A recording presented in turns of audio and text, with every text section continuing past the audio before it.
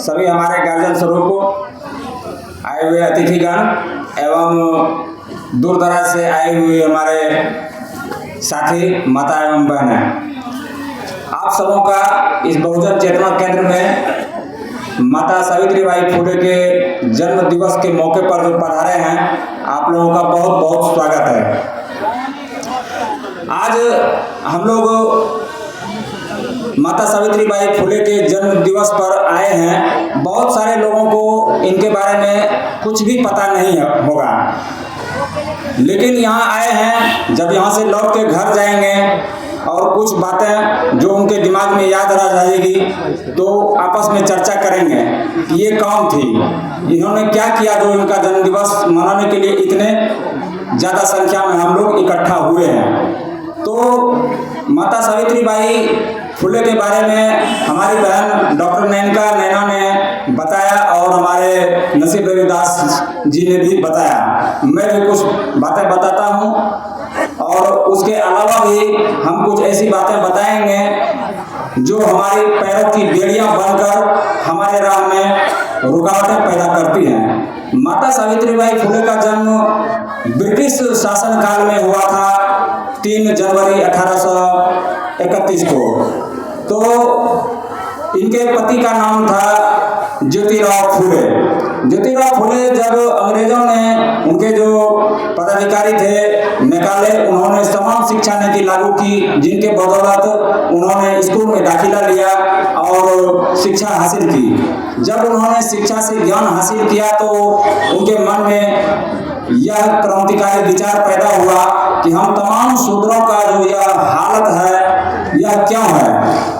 तो उनको निष्कर्ष यही निकला कि जब तक हम लोग पढ़ेंगे नहीं तो हम लोगों के हालत में सुधार होगा नहीं। तो उन्होंने अपने समाज में शिक्षा का प्रसार शुरू किया, पढ़ना शुरू किया। तो इसका विरोध जो है मनोवादी शक्तियों, ब्राह्मणवादी शक्तियों द्वारा किया गया और उनके पिता पर, उनके परिवार पर काफी दबाव पड़ने लगा कि ये तुम क्या करवा रहे हो, तुम ज्योतिराव को समेटो नहीं तो तुम्हारा बहिष्कार किया जाएगा, और करना शुरू भी कर दिए। तो उनके पिताजी ने विवश होकर उनकी शादी 13 वर्ष के उम्र में ही 9 वर्ष की सावित्रीबाई फुले से कर दी, यह सोचकर कि इनके पैरों में बेड़ियां पड़ेगी तो यह कमाने धमाने के बारे में सोचेगा और पढ़ने पढ़ाने की बातों को भूल जाएगा। लेकिन हुआ ठीक उल्टा। माता सावित्रीबाई फुले जो अनपढ़ महिला थी, उन्होंने इच्छा व्यक्त की कि मैं भी पढ़ना चाहती हूँ। तो उनके पति ज्योतिराव फुले ने उनको पढ़ाया और जब वह 5वीं पास कर ली तो उसके बाद उन्होंने शिक्षक ट्रेनिंग स्कूल में जो है प्रशिक्षण लिया और उसके बाद उन्होंने जो शिक्षा के प्रति समर्पित होकर कारवां तैयार किया। पुणे और महाराष्ट्र के आसपास में लगभग 18 स्कूलों का बालिका विद्यालय का निर्माण किया और वहां से जो शिक्षा का प्रसार फैला तो तमाम महिलाओं में एक क्रांतिकारी विचार का जन्म हुआ। लेकिन जो विरोधी ताकतें थी उन्होंने भी साजिश करना नहीं छोड़ा और अभी तक नहीं छोड़ा है। हम लोग सावित्रीबाई फुले के जन्मदिन के बारे में नहीं जानते हैं, लेकिन यह जानते हैं कि बसंत पंचमी कब होता है, यह जानते हैं हनुमान जयंती कब होगा, यह जानते हैं रामनवमी कब होगा। लेकिन हमारे पिताजी का जन्म कब हुआ था, हमारे दादाजी का जन्म कब हुआ था, यह नहीं जानते हैं। हम यह पूछना चाहते हैं उन्होंने आपको क्या दिया? उन्होंने आपको कुछ भी नहीं दिया है। सीधी बात है, महिलाओं से मैं खास करके कहना चाहती हूँ, आप लोग यह बताइए कि जो मिट्टी का शेर है जिस पर माँ दुर्गा को बैठाते हैं, क्या वह आपको ऊपर हमला कर सकता है? हमला कर सकता है? यदि मिट्टी का गाय बना दे तो क्या वह दूध दे सकती है? नहीं। तो मिट्टी का भगवान आपको क्या दे सकता है? मिट्टी का भगवान भी आपको कुछ नहीं दे सकता। हाँ, आपसे वो ले जरूर सकता है। उसके नाम पर जो दुकानदारी कर रहे हैं वह आपसे दक्षिणा के नाम पर आपको लूटते हैं, आपको डराते हैं, भयभीत करते हैं और आप जो है उस बीड़ी में जकड़े चले जाते हैं। अपना बहुमूल्य समय और जमा किया हुआ पैसा बर्बाद करते हैं। आप को विस्तार से बताएंगे, फिर कभी मौका मिलेगा तो। अभी हमारे बहुत बड़े बड़े वक्ता लोग आए हुए हैं, तो इन लोगों को सुना जाए और हम अपनी बातों को यहीं पर विराम देते हैं। बहुत बहुत शुक्रिया राजेश भाई। अब हम आग्रह करते हैं मेरे भाई मोइन लाल साहब, जो बीरपुर जिला परिषद सदस्य 02 के प्रतिनिधि हैं, हम आग्रह करते हैं कि आप आए और अपनी बात रखें।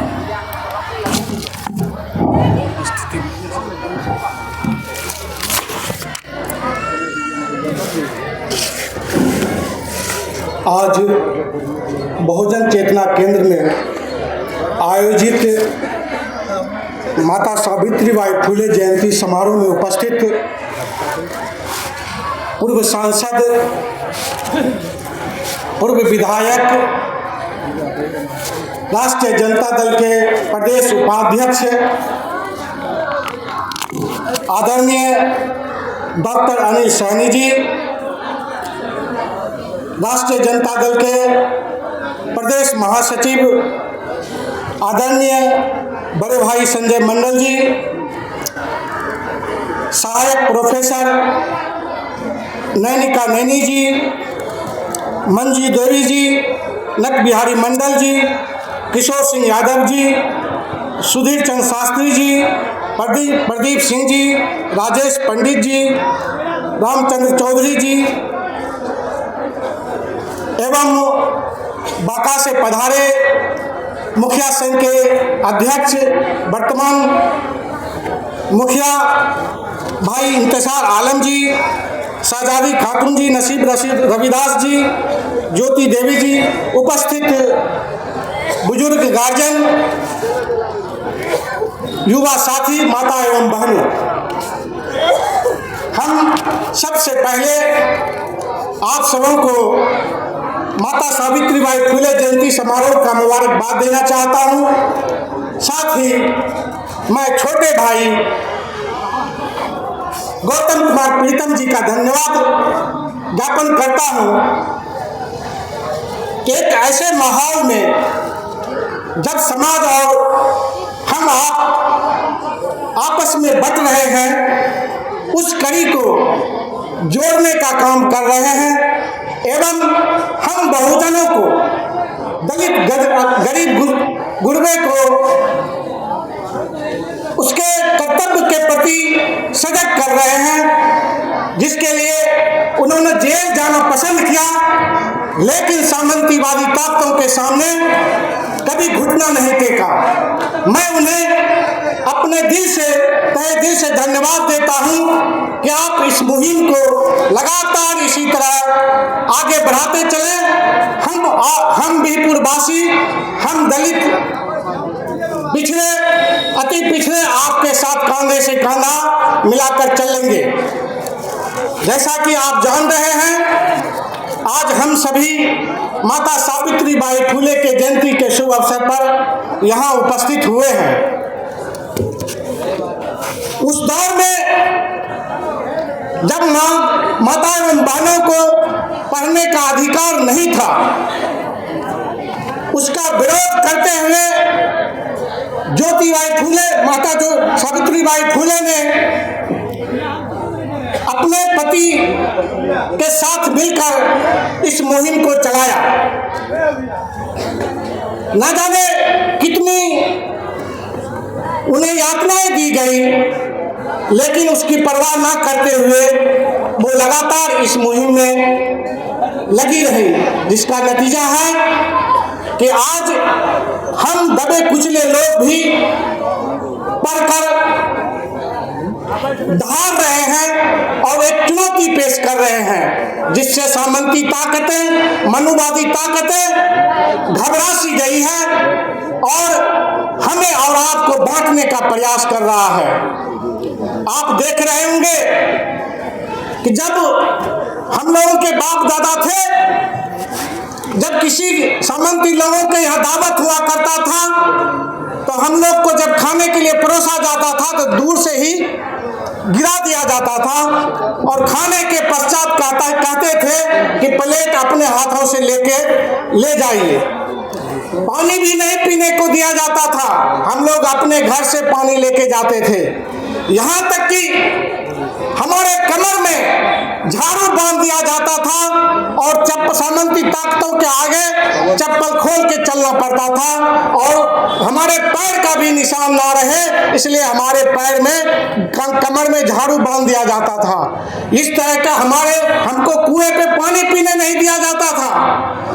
हम किसी के साथ कुर्सी पे बैठ नहीं पाते थे, इस तरह का माहौल था। लेकिन जब हमारे संविधान निर्माता बाबा साहेब अम्बेडकर ने हमें अधिकार दिया, तो हम उस अधिकार को पढ़ लिख कर आगे बढ़ रहे हैं। जरूरत इस बात की है कि हम अधिक से अधिक बाबा साहेब को पढ़ें, माता सावित्रीबाई फुले को पढ़ें, तभी हम अपने लोगों के साथ न्याय कर सकेंगे। मैं तमाम लोगों से ये निवेदन करना चाहता हूँ, आरजू मिन्नत करना चाहता हूँ कि आने वाले समय में आपको बांटने का प्रयास किया जा रहा है। वर्तमान सामंती ताकतें आपको हर जगह से मरहूम करना चाहता है। सभी जहां हमें आरक्षण के माध्यम से नौकरी दी जाती थी, उसे निजीकरण किया जा रहा है, हमें नौकरी से वंचित करने का प्रयास किया जा रहा है।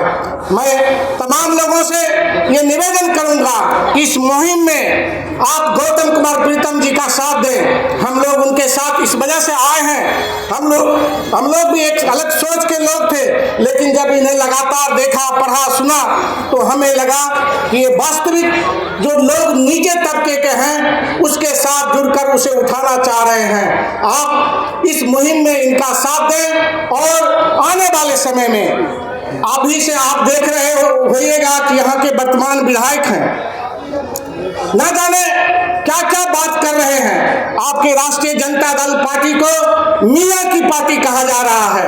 आप बताइए कि संजय जी मियां हैं, अनिल सहनी साहब मियां हैं, लेकिन एक तमाम पार्टी के लोगों को हमारे यहाँ के विधायक कहने के राष्ट्रीय जनता दल के जो भी लोग हैं वो मियां हैं। अब बताइए, इस तरह से लोगों को ध्रुवीकरण करके आपका वोट लेना चाहते हैं। आप उसके बाकावे में नहीं आए, वो सामंती लोग हैं, हम पे आप पे सब दिन शासन किए हैं। आप बीरपुर वासी तमाम अंग्रेज जो पिछड़े लोग हैं वो उसके भुक्तभोगी हैं। आप उसके बहकावे में नहीं आवे। आने वाले समय में आपके बीच से जो लोग आएंगे, आप उसका भरपूर मदद करें ताकि आपको अपना हक अधिकार मिल सके। मैं बहुत ज्यादा नहीं बोलते हुए मैं तमाम लोगों से ये निवेदन करता हूँ कि आज जो मिन्नत करता हूँ कि आप बहुजनों के साथ रहें और बहुजन के जो नेता हैं उसका सम्मान करें और उसको आगे बढ़ाएं। आपकी जब तक भागीदारी विधानसभा में, लोकसभा में नहीं होगा, तब तक आपको अधिकार नहीं मिल पाएगा। अभी भी आपको पढ़ाई से वंचित किया जा रहा है। समान शिक्षा प्रणाली नहीं है, जिसके चलते अमीरों के बच्चे अच्छे स्कूल में पढ़ रहे हैं। आपके बच्चे सरकारी स्कूल में जाते हैं जहां किसी तरह की सुविधा नहीं है। खिचड़ी आपको थाली थमा दिया जाता है, थाली थमा के खिचड़ी परोसा जाता है। क्या अभी भी आप खिचड़ी खाने के लिए पैदा हुए हैं? सब दिन तो खाते ही रहे हैं। क्या अभी भी आप खिचड़ी खाएंगे? उसके बाल बच्चे अच्छे स्कूल में पढ़ते हैं और हमारे बच्चे एक साधारण से स्कूल में जाते हैं। इसलिए आपको शिक्षा से भी भटकाया जा रहा है।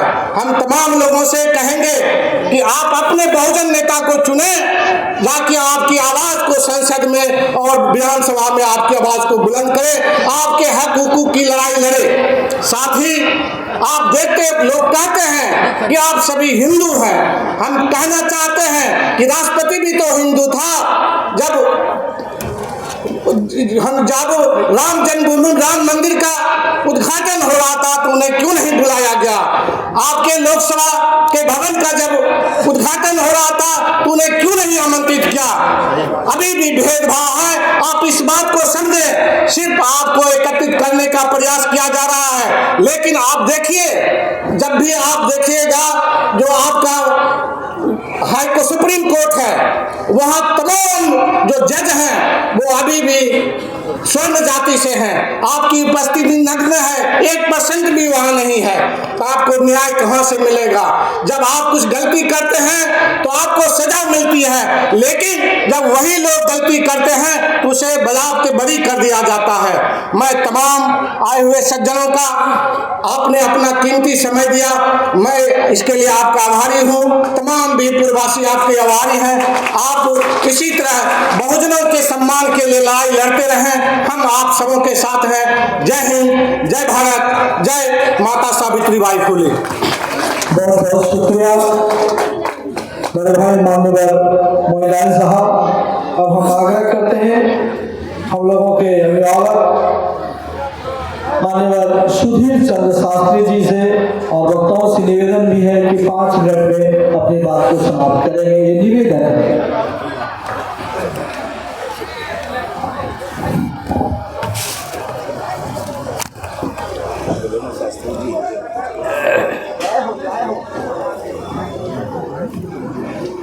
नमो बुद्धाय, नमो बुद्धाय, नमो बुद्धाय। जय भीम, जय भीम, जय भीम। आपके कृपा से सब जो है मैं 5 मिनट ही कहूँगा, लेकिन इस पाखंडियों के इस पाखंडवाद में आग लगा करके भस्म कर दूंगा। मैं एक शब्द कहता हूँ, 84 वर्ष का हो गया, 70 वर्ष में इस देश का 90% निखत्तर हो गया। क्या इन नेताओं को यह भी पता नहीं मुझे क्या करना चाहिए?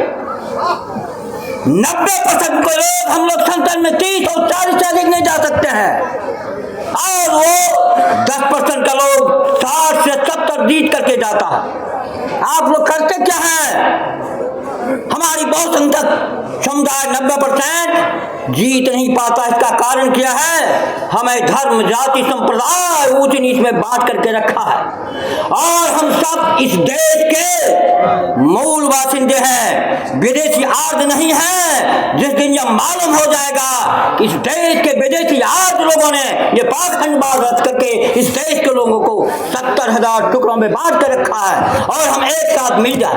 राम ने क्या किया? मैं थोड़ा सा बात देता हूँ। रावण जब मर गया और राम और लक्ष्मण दोनों भेंट करके जाए, कहा, हे राम, तुम्हारी जीत इसलिए हो रही है, मेरा भाई तुम्हारे साथ है, और तुम्हारा जीत इसलिए हुआ कि सुग्रीव तुम्हारे साथ चला गया, बाली को छिप करके मार दिया। और हम आज संपूर्ण भारत के 90% लोग वो छिप करके राजनीति कर रहा है, कभी मंदिर की, कभी मस्जिद की। मैं इतिहास जानने वाला हूँ, आए कोई भारत का पंडित और बता दे कि मुसलमान कहाँ से आया है। मुसलमान इस देश का मूलवासी है। 1-2% से मुगल प्रधान हो सकते, क्या मुसलमान बना था? पूछिए। मनुवाद के चलते इस देश के शूद्रों को उतना सताया गया। एक छोटी सी बात मैं कह देता हूँ। त्रिवेंद्रम में या पुणे में ये माता नागनी देवी को स्तन काट करके उस स्तन टैक्स को देना पड़ा। अगर इस कहानी को आप जान जाएंगे, एक बार खून खोल लें। एक शब्द मैं कह देना चाहता हूँ, मनुवाद में एक कानून बनाया, यहाँ की स्त्रियां, शूद्र स्त्रियां अपने स्थल पर कपड़ा नहीं रख सकती है, और कपड़ा जो रखेगा उसको स्तर टैक्स देना पड़ा। नागनी देवी ने कहा, चलो मैं इसका विरोध करता हूँ। सुल्तान टीपू सुल्तान का उसमें राज था, मुसलमान का राज था। जब रखा कपड़ा तो ब्राह्मण आया, तुम्हें टैक्स देना पड़ेगा। ठीक है, मैं टैक्स देता हूँ। भीतर गई, कटार से अपने स्तन को काट करके उसके थाली में परोस के दे दिया। ऐ पाखंडियों, ब्राह्मणों, ये टैक्स लो। और खून के चलते मर गई, और संघर्ष हुआ, ये कानून खत्म हुआ। क्या आज आप भी शुद्रानी होकर के उन ब्राह्मणों को वोट देंगे जो पाखंड और राम का नाम लेकर के, भगवान का नाम लेकर आपको शोषण कर रहा है? हम गरीब होते जा रहे हैं, मंदिरों में पैसा चढ़ाया जाता है, और अयोध्या में जो राम मंदिर बना, हमने पेपर में पढ़ा, ट्रक का ट्रक पैसा कहाँ जा रहा है? प्यारे लोगों, राम के नाम में छी छी राम, छी छी राम। जय हिंद, जय भारत, जय भीम। बहुत बहुत शुक्रिया।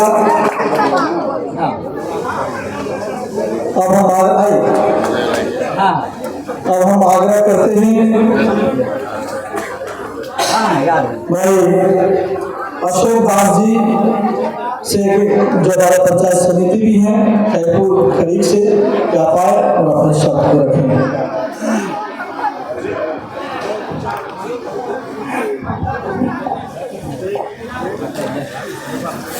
बहुत बहुत धन्यवाद प्रीतम भाई। बहुत हमको आज खुशी हो रहा है, ये सावित्री बाई फुले के लिए आपने इस मुहिम को जो खड़ा किए हैं। हम लोग यानी कि 4-5 साल पहले हम खैरपुर में किए थे, जब सावित्री बाई फुले का पूरे धूमधाम से किए थे। उसके देखते हुए प्रीतम भाई ने भी विराट उठाया कि इसका मुहिम हम लोग भी करें, और इस कार्य के लिए हम लोग भी पूरे तन मन से लगे हुए हैं। हमारे प्रीतम भाई के साथ भी रहेंगे और सब दिन रहेंगे।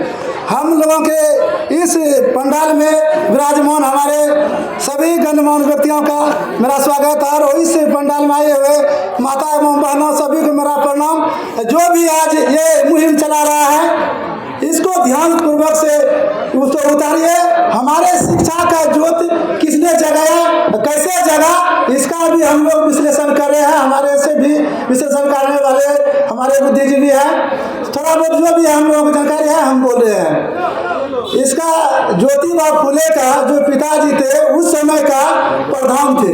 उस समय उस लोग जब एक दावत में गया, वो ब्राह्मण का जो साथी था उसके साथ में जब गया नहीं, तो ये शादी में इसको ठुकराया गया कि ये कौन है। देखिए मेरा साथी है, तो ये कौन है, ये सुंदर है, बल्कि इसको हटाओ, ये छोटा जाता है, इसलिए उन लोग हटा दिया।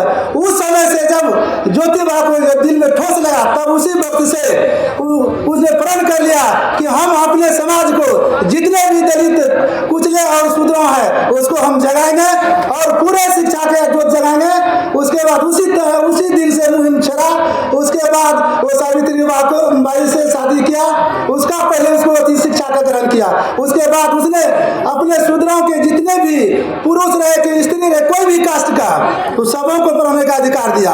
उसके चलते आज हम लोग देख रहे हैं कि हमारे माँ बहने और हमारे बुजुर्ग लोग जो पढ़े लिखे हैं, इसका जो अभी कर्म उठा के जगा रहे हैं, इसके लिए हम लोग तत्पर रहे हैं और ये वादा कर रहे हैं कि हम लोग पढ़ते रहें। यह भी क्या चल रहा है, जब जब इस देश में हम लोग बहुजन जब अधिकार मांगते हैं, तो हम लोगों को मंदिर मस्जिद इसमें लपेटते हैं।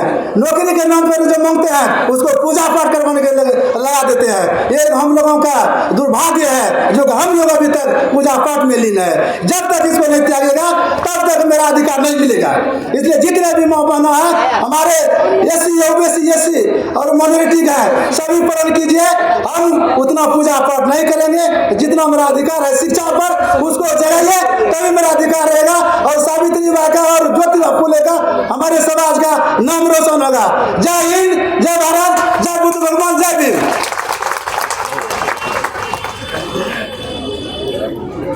बहुत बहुत शुक्रिया। हम आग्रह करते हैं हमारे बड़े भाई सुनील दास जी से, जो खैरपुर से आए और 2 शब्द अपना रखें। आपसे निवेदन है कि आप भी 5 मिनट में अपनी बात को रखें। और अब हम इसके बाद केवल मंच के साथियों को हम बुलाएंगे, और क्योंकि हमारी जो महिलाएं हैं बहुत दूर दूर से आए, आशापुर, पहाड़पुर, रायपुर, खैरपुर, विभिन्न जगह से, चौराहा जैसी जगह से आई हुई है। शुक्रिया।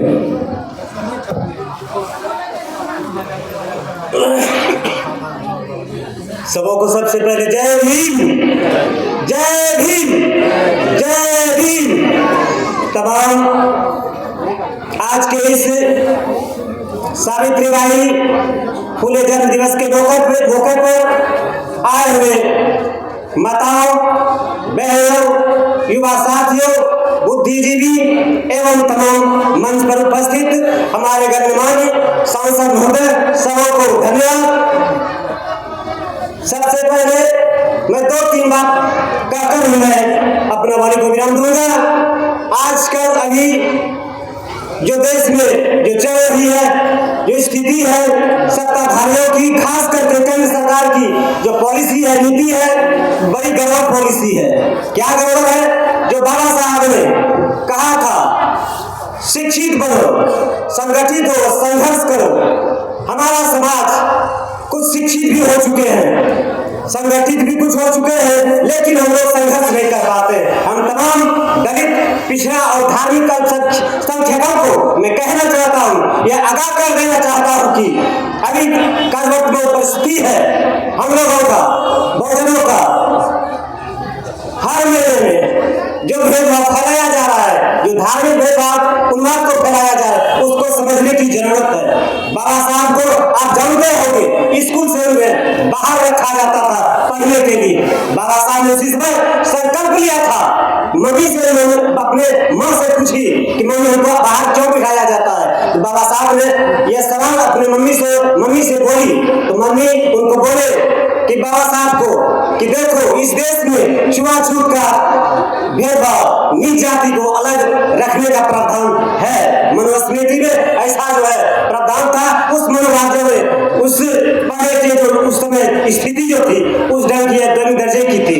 इसलिए बाबा साहब ने उसी समय कहा अपने माँ से, माँ मैं ऐसा संविधान लिखूंगा जिसमें न ऊंच होगा, न नीच होगा, न कोई भेदभाव होगा, सबको समानतावादी विचारधारा में पुस्तक लिखूंगा। शायद बाबा साहब का सपना आज देखते होंगे, आप देख रहे हैं कि उन्होंने देश ही नहीं पूरे विश्व में छठे विद्वानों में से एक विद्वान थे।